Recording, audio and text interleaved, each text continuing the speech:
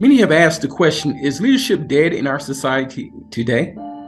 In my opinion, leadership may not be dead, it may be on life support. Mediocrity, irresponsibility, and a blatant disregard for moral conduct has been the nomenclature for many men and women in power today. So much so that many feel that we have reached a crisis, a leadership crisis. But more importantly, this leadership crisis may have originated from our society's shallow view and interpretation of leadership. Noted author and lecturer John Gardner says that many in our society have conjured up these childlike fantasies in their mind of leaders being bigger than life, characters that satisfy their need to be rescued and assure them that they will set all things right. These fictitious characters have manifested themselves in political, business, and in the religious world. We have these super CEOs and even infallible gurus who knows what's best for you.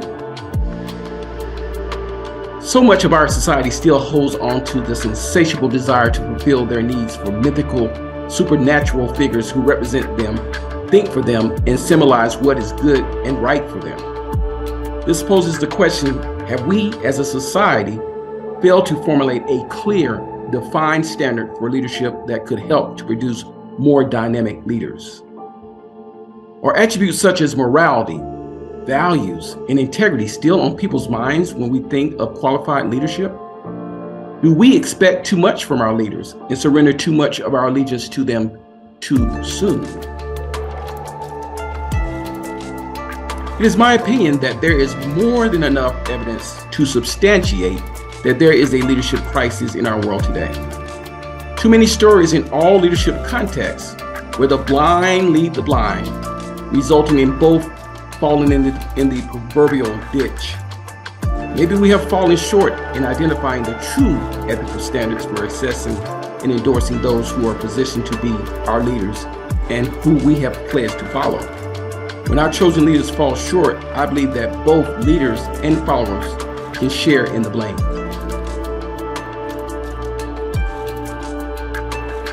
Let's be reminded of Hans Christian Andersen's childhood story about the emperor and his new clothes. It's a story about a narcissistic leader, a narcissistic king, if you will, who was filled with arrogance and was so self-absorbed that he couldn't see his own flaws. There was no subject in his kingdom who had the courage to tell him how horrible a leader he really was. He was so arrogant that his weaver of his clothing plotted to pretend to make him an invisible robe that only the most intelligent and wise could see. In his arrogance, when the weaver put the imaginary robe on him, he pretended to be able to see it. Ah, wonderful, so majestic. Just as the weaver assumed, the king arrogantly went out to the people naked and prideful. Because the king was ruthless and powerful, all of his subjects pretended that they could see and admire the king's new robe as well. As he paraded through the crowd, everyone cheered and bowed hail to the king and pretended to admire his invisible robe, all except for one little humble boy who shouted when he saw the king, "The emperor has no clothes!"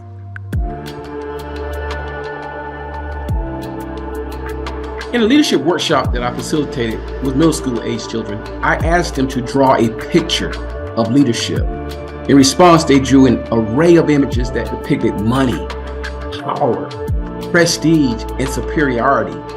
My students probably reflected aptly the lesson they had acquired from the popular culture that we live in today. It is all too common in our society for us to elevate people and leaders based on poorly chosen criteria that often serves to overshadow the flaws that surfaces much too late.